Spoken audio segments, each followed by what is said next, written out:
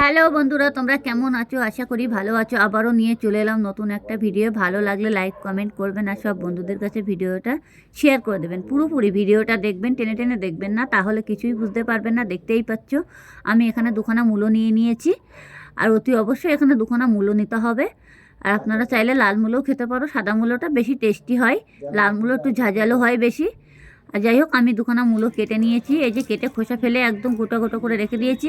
আপনারা চাইলে বটি দিয়ে কুচিয়ে নিতে পারো, অতি অবশ্যই বটি দিয়ে কুচিয়ে নেবে, আর না হলে ঘষে নেবে, কোনো ব্যাপার নেই। আমি এখন দেখতেই পাচ্ছ, এখন এটাকে মূলোটাকে ধুয়ে ভালো করে আমি এখন একটা পাত্রে ঘষে নিয়েছি। ঘষে নিয়ে লঙ্কা দিয়ে দিয়েছি। বেশি কিছু মশলা দেওয়ার দরকার নেই এখানে। আপনারা যেমন লঙ্কাটা খাবেন তেমন লঙ্কাটা দেবেন, কোনো ব্যাপার নেই। হ্যাঁ, যেমন লঙ্কা খাবেন তেমন লঙ্কাটা দেবেন। যাই হোক, এবার আমি এখানে ঘষে নিয়েছি, অলরেডি হয়ে গেছে, দেখতেই পাচ্ছ। এখন আমি ভুসি চিংড়ি মাছ নিয়ে এসেছি। বাজারে অবশ্যই ভুসি চিংড়ি মাছ কিনতে পাওয়া যায়, দেখতেই পাচ্ছ। আমি ছোটো ছোটো চিংড়ি মাছ গুঁড়ি গুঁড়ি ওইগুলো কিনে নিয়ে এসেছি, ওইগুলো ভালো করে বেছে নিয়েছি। আর অবশ্য নদীর থেকে মাছ তোলার পরে দেখবেন এত টেস্টি হয় সে বলার মতো না, দোকান থেকে কিনতে গেলে যা হয় আর কি। যাই হোক, আমি এখন তাড়াতাড়ি করে কড়াই বসিয়ে দিয়েছি। কড়াইটা অলরেডি গরম করে নিয়েছি, ভালো করে কড়াই গরম করে নিতে হবে। অলরেডি আমি কড়াইটা বসিয়ে দিয়েছি। আর সবসময় চিংড়ি মাছগুলো ভালো করে বেছে ধুয়ে নেবেন। ভুসি চিংড়ি মাছ অবশ্যই বেছে ধুয়ে নেওয়াটা খুবই জরুরি দরকার। যাই হোক, আমার কড়াই গরম হয়ে গেছে, অল্প একটু তেল দিয়ে দিয়েছি কড়াইয়ের ভিতরে তেলটা দিয়ে এখন আমি ভালো করে তেলটা গরম করে নিতে হবে।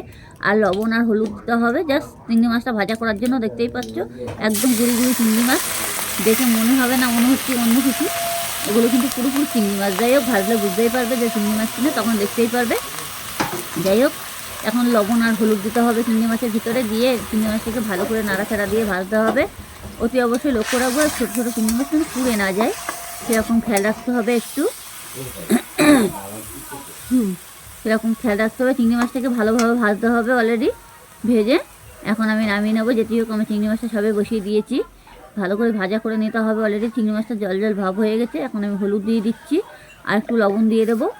অতি অবশ্যই লক্ষ্য রাখতে হবে চিংড়ি মাছের জন্য হলুদটা বেশি দেবেন না। যেরকম চিংড়ি মাছে লবণ হলুদ দিয়ে মাখিয়ে নেবেন সেরকম, কিন্তু অবশ্য ভুসি চিংড়ি মাছের তেলের উপরে দিয়েই দেওয়া ভালো। হাতে নিতে নিতে দেখা যাচ্ছে হুঁয়ো হুঁয়ো ফুটে যাবে, তখন তার থেকে এমনি লবণ আর হলুদ তেলের উপরে দিয়েই একবার চিংড়ি মাছটাকে বসিয়ে দেবে, তাহলে কোনো অসুবিধা হবে না। আর চিংড়ি মাছটাকে ভালো করে ভাজা দিয়ে নিতে হবে, একদম ভালোভাবে ভাজতে হবে, একদম লাল লাল হয়ে যাবে। পুরো ঝোল ভাবটা থাকবে না, চিংড়ি মাছের যে জল ভাবটা থাকে না সেটা মোটেও থাকবে না, একদম পুরো ভাজা ভাজা হয়ে যাবে। যাই হোক, দেখতে পাচ্ছ আমার অনেকটা জল টেনে গেছে। আর চিংড়ি মাছগুলো কী বলতো, ভুসি চিংড়ি তো ভালো করে বেছে নিতে হবে। আর এই ঠান্ডার সময় মূলো চিংড়ি খেতে যে এত স্বাদ, কী বলবো আপনাদের, না খেলে বুঝতেই পারবে না। একটু কালো জিরে ফোড়ন দিয়ে যদি একবার বসানো যায় না, একবার খেলে পরক্ষণে আবারও খেতে হবে। এরকম মূলো চিংড়ি মাছ দিয়ে মূলো দিয়ে রান্না করলে, ভাজা করলে না খুবই স্বাদ হয়, একটু নুন মিষ্টি দিয়ে। এতে কোনো মশলা লাগে না। অতি অবশ্যই আপনারা ঘরে বসে এই রেসিপি একবার করার চেষ্টা করুন, তাহলে বুঝতেই পারবে এত টেস্টি খাবার এটা। যাই হোক, আমার এরকম ভালো করে ভাজে নিতে হবে চিংড়ি মাছটাকে ঝুরু ঝুরু করে। এবার ভেজে নিয়ে একটা পাত্রের মধ্যে তুলে নেব। যেটি হোক, আমার এখন চিংড়ি মাছটা ভাজা হয়নি, দেখতেই পাচ্ছি আমি ভাজ দিচ্ছি। এর মধ্যে বেশি কিছু দেওয়ার দরকার নেই, জাস্ট আমি আবারও বলছি বেশি কিছু দেওয়ার দরকার নেই। লবণ হলুদ দেবেন, আর ছোটো ছোটো চিংড়ি মাছ একটু ভালো করে বেছে নেবেন, ও কিছু বাছা লাগবে না, মাথা মোটা দেখবে, যাতে কুচি কুচি যাতে শামুক টামুক না থাকে সেরকমভাবে বেছে নেবে। বেছে নিয়ে তারপরে এটাকে ভালো করে ধুয়ে নেবে, ধুয়ে নিয়ে তারপরে বসিয়ে দেবে লবণ হলুদ দিয়ে, জাস্ট। আর কিছুর দরকার নেই। এটা এখন আমার অলরেডি ভাজা হয়ে গেছে, চিংড়ি মাছের কোনো জলটা নেই। এই দেখো পুরো ঝুরু ঝুরু হয়ে গেছে চিংড়ি মাছগুলো একদম, আর ধোঁয়া ধোঁয়া হয়ে গেছে। যেটি জল নেই, আগে যে চিংড়ি মাছের জল ছিল যার জন্য তো ধোঁয়াটা হচ্ছিল না। আর এখন চিংড়ি মাছের জলটা শুকিয়ে গেছে, যেটি কড়াটা আমার হিট হয়ে গেছে, এর জন্য পুরো ধোঁয়া ধোঁয়া হয়ে গেছে। এখন আমি চিংড়ি মাছটাকে একটা পাত্রে নামিয়ে নেব। নামিয়ে নিয়ে কড়াইতে আমি ফের তেল দিয়ে দেব। এবার তেলটা দিয়ে এখন আমি একটু কালো জিরে ফোড়ন দেবো চিংড়ি মাছের, মানে তেলের ভিতরে কালো জিরে ফোড়ন অতি অবশ্যই দিতে হবে। অতি অবশ্যই কালো জিরে ফোড়ন দিতে হবে। যাতে হোক আমার তেলটা গরম না হওয়া পর্যন্ত কালো জিরে ফোড়নটা দিতে পারছি না। এই যে কালো জিরে ফোড়ন দিয়ে দিয়েছি।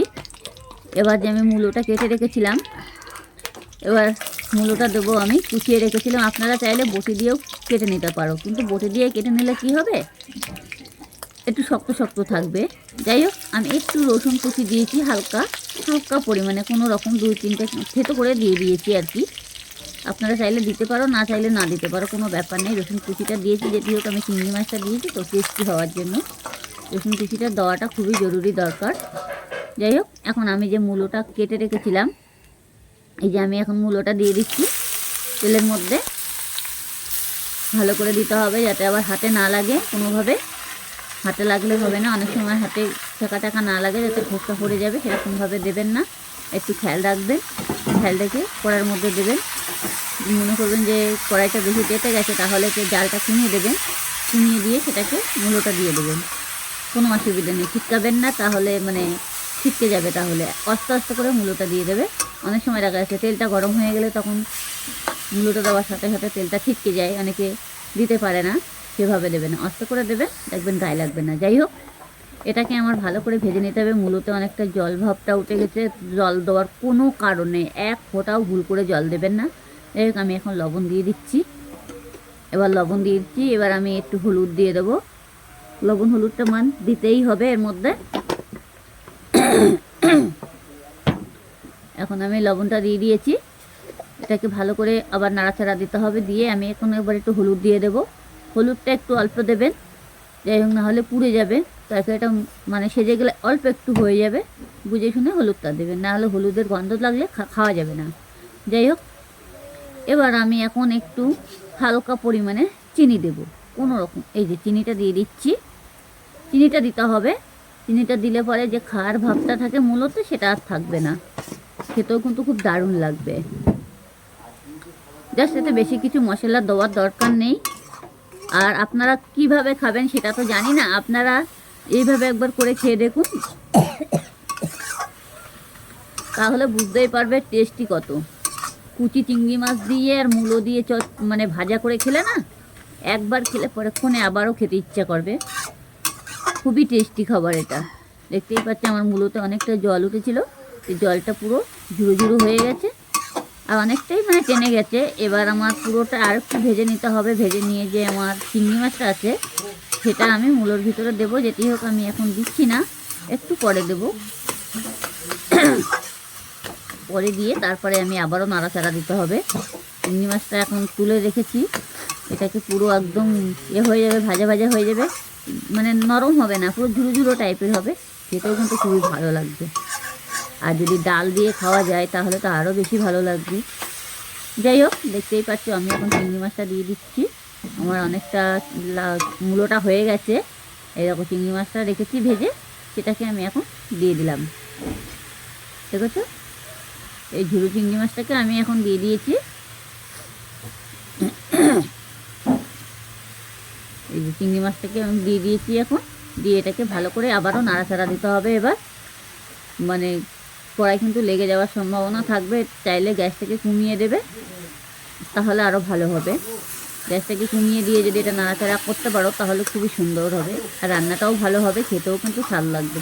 অনেকে বোঝে না যে গ্যাসটাকে কমিয়ে দিলে রান্নাটা হবে না সেরকমভাবে, কিন্তু না, এটা কিন্তু একটু হালকা কমিয়ে দিতে হবে, নাহলে পুড়ে যাওয়ার সম্ভাবনা থাকবে। আর তো বেশি তেল দেওয়ারও কোনো দরকার নাই।